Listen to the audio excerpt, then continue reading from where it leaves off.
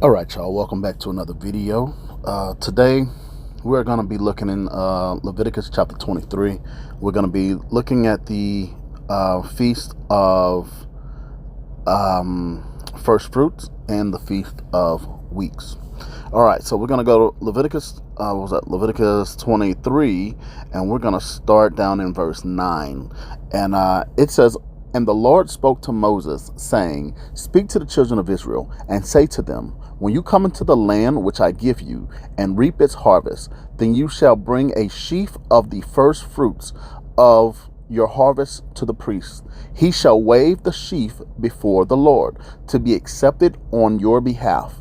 On the day after the Sabbath, the priest shall wave it, and you shall offer on that day, when you wave the sheaf, a male lamb of the first year without blemish as a burnt offering to the Lord.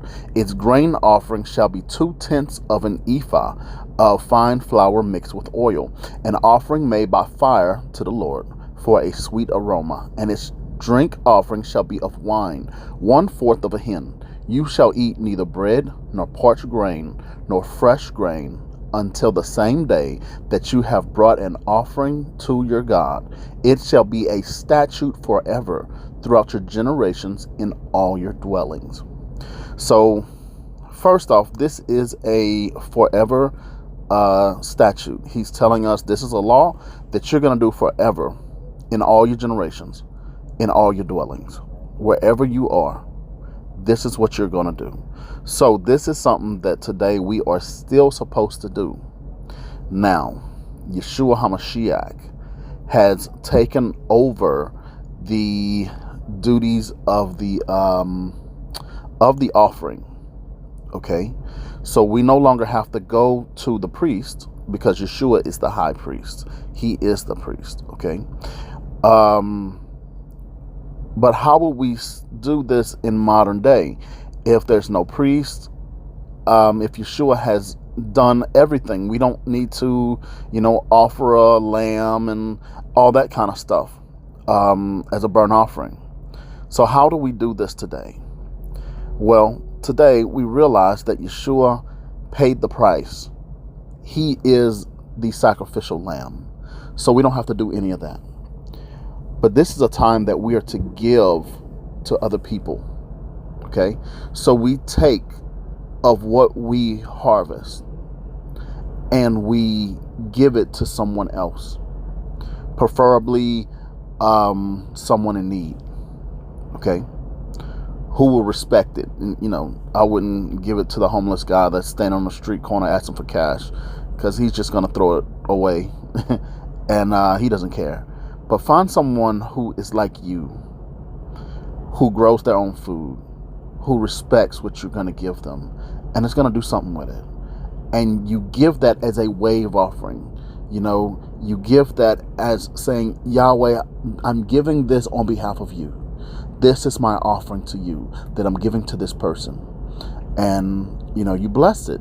And you do it in faith and in honor of Yah. And it also says here, you cannot eat any of the first fruits until you have given it as an offering. Okay? So I would say a tithe off of what you get. And I would say in modern day, give it to someone who's going to respect it, who's going to eat it, not just throw it away. But also I want you guys to look at some details in this, okay? Number one, there is no set date, because this was supposed to be Yah told Moses, you're going into a land full of cities and towns that you did not build, homes that you did not build, vineyards you did not plant, crops you did not plant. Okay? So someone else had already planted this. And this thing is supposed to be for whenever you go into this new place, before you eat anything that someone else planted, you need to give an offering to Yah first, because he's the one that truly provided, because you didn't even plant it. So modern day, number one, we have to grow our own crops. You cannot do this if you don't grow your own crops. there's, you know, there's nothing you can do if you don't grow your own crops. So that brings me to another point. We are supposed to be a people that are farmers and cowboys, ranchers, whatever. You know, we're supposed to have lambs, goats. We're supposed to have crops. We're supposed to have our own stuff. You know, we are consumers currently, but we're supposed to be producers. Okay. So this means if you do not grow anything, not even a tomato plant, you cannot do this. So that means you need to plan for, okay, let me get a crop, let me get something, so that I can offer something to Yah. Be a blessing to someone else, preferably a leader, an elderly, you know, something like that. And then have whatever else that you are growing. So first things first, it is not, I've seen some people say, this is during,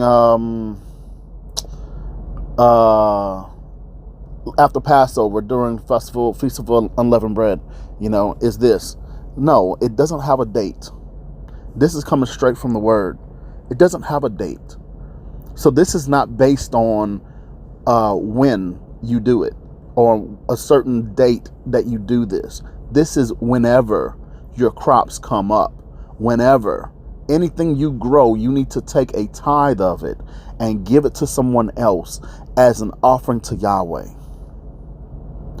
It's not dependent on a certain date, because he knew different parts of the world, different places, you're going to have different dates that you are harvesting, and you're going to be continually harvesting things. Should be. So if you're harvesting your tomatoes, your first fruits is going to be off of your tomatoes. Oh, we're harvesting potatoes. You need to give an offering of first fruits for potatoes. You know, you need to give. Back then, you know, they grew wheat and they grew certain things, but they harvested all at one time. Okay. So they had this large harvest all at one time. During barley season, it was all the barley in the fields all at one time. During wheat season, it was all the wheat at one time. Corn season, it's all the corn in modern day. You know, all the corn that's in the field, it's all come up at the same time. So you gave a tithe off of the total amount. But nowadays, you know, we do everything staggered, and it's more technologically advanced, and, you know, we plan it better and all that kind of stuff. So we need to do it accordingly. Next, let's look at Feast of Weeks. Go down to verse 15. And it says, and you shall count for yourselves from the day after the Sabbath, from the day that you brought the sheaf of the wave offering, 7 Sabbaths shall be completed. Count 50 days to the day after the 7th Sabbath. Then you shall offer a new grain offering to the Lord. You shall bring from your dwellings 2 wave loaves of 2/10 of an ephah. They shall be of fine flour. They shall be baked with leaven. They shall be baked with leaven. They are the first fruits to the Lord. And you shall offer with the bread 7 lambs of the first year, without blemish, 1 young bull and 2 rams. They shall be as a burnt offering to the Lord, with their grain offering and their drink offerings, as an offering made by fire for a sweet aroma to the Lord. Then you shall sacrifice 1 kid of the goats as a sin offering, and 2 male lambs of the first year as a sacrifice of a peace offering. The priest shall wave them with the bread of the first fruits as a wave offering to the Lord, with the 2 lambs. They shall be holy to the Lord for the priest. You shall proclaim on the same day that it is a holy convocation to you.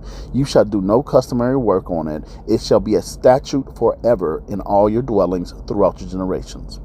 When you reap the harvest of your land, you shall not wholly reap the corners of your field when you reap, nor shall you gather any gleaning from your harvest. You shall leave them for the poor and for the stranger. I am the Lord your God. All right. This one is similar to the first one. It is based off the first date. So whenever you give your offering from the first one, you're going to count that many Sabbaths, then the amount of days. Okay. and then you're going to do it again. Why? Because that is the next harvest. This will be your first harvest. Okay, so the first one, it was meaning, you walk into a land, someone had already planted it, and then you're just harvesting it. And then this one is your first harvest. So we can say this is your first and second harvest of the year, basically. Okay, we know spring harvest and then summer harvest. So that's basically what this is. So when you pull your spring vegetables and fruits, you give an offering to Yah. Then you do this one. You count, for yourself 7 Sabbaths, and then count 50 days.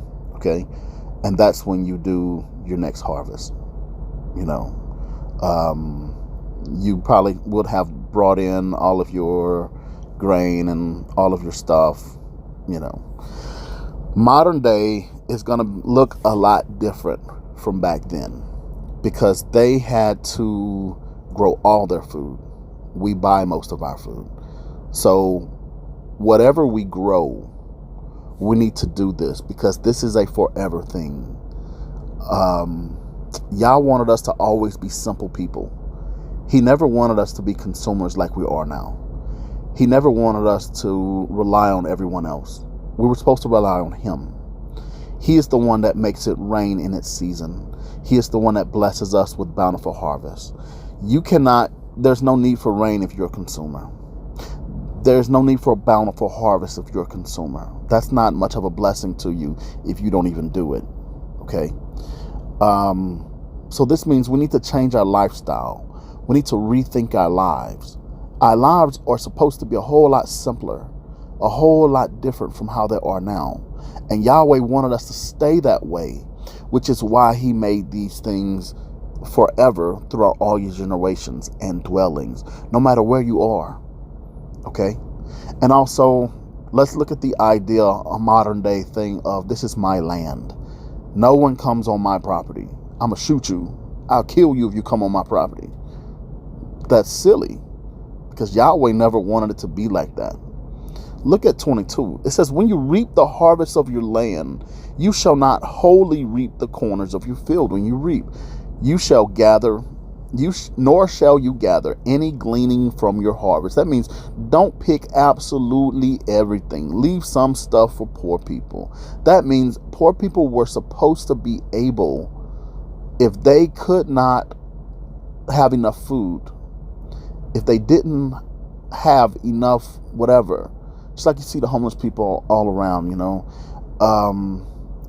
they're the ones that's supposed to be able to pick from your trees and from your fields, whatever you don't want, whatever you don't pick.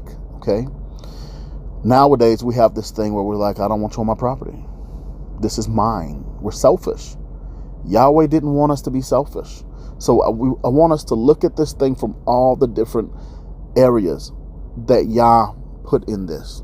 Okay, we're supposed to be caring for other people, giving them. Nowadays, everybody want to sell everything. Oh, I'll just sell whatever's left over.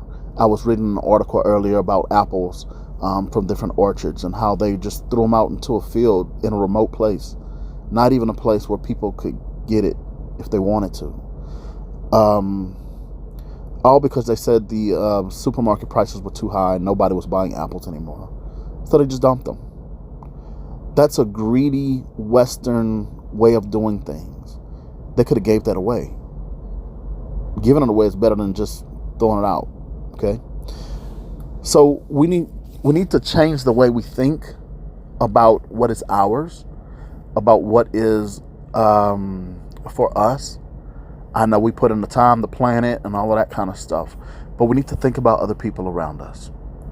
And the same thing, we don't have a priest to give this to. The Levites were people who didn't have anything for themselves. The Levites lived on public lands. They lived completely at the mercy of the offerings of everyone else. Okay? So they had nothing outside of what other people gave them. So that's why, they had all these things where they needed to give to the Levites continually. Okay, so Yahweh had to make sure that the Levites had food. Otherwise, they would starve because they were completely at the mercy of everyone else. They didn't own land. They didn't own anything. Their whole job was simply to take care of the temple, to serve before Yahweh. Okay, so nowadays we don't have Levites, we don't have priests like that. We don't have anybody that is just at the mercy of us, that would appreciate what we give them. Maybe if we have like a local meeting place where Hebrews meet together, we could bring our offerings there, and it can be given to people who are in need, that maybe we don't know they're in need, but hey, we got access to these Hebrew groups. So we can bring an offering there as unto the Lord, but given to people who could use it. Okay. And as I sit and think about these things from a modern perspective of how can we do this and be honorable to Yahweh, because this is something that we're supposed to do continually, every year, wherever we are. So it has to be something that can be done no matter where you are. But again, this one is not based on a set date. So different people are going to do this at different times. Back then, everyone planted, just like, nowadays, everyone's planting corn right now. So you have some corn that are, 2-3 foot tall. Some are little seedlings just coming out the ground. Different people are going to be harvesting at different times. Okay.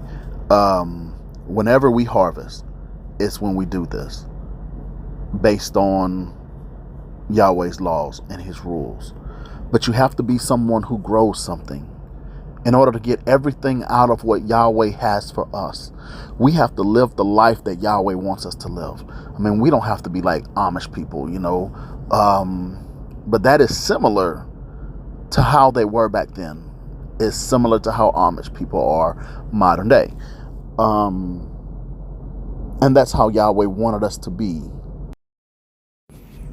All right. Well, that pretty much concludes this reading and understanding of the first fruits and Feast of Weeks.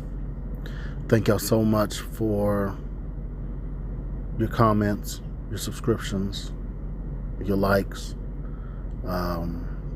Continue to pray, continue to seek, continue to ask questions, and we'll see y'all on the next video.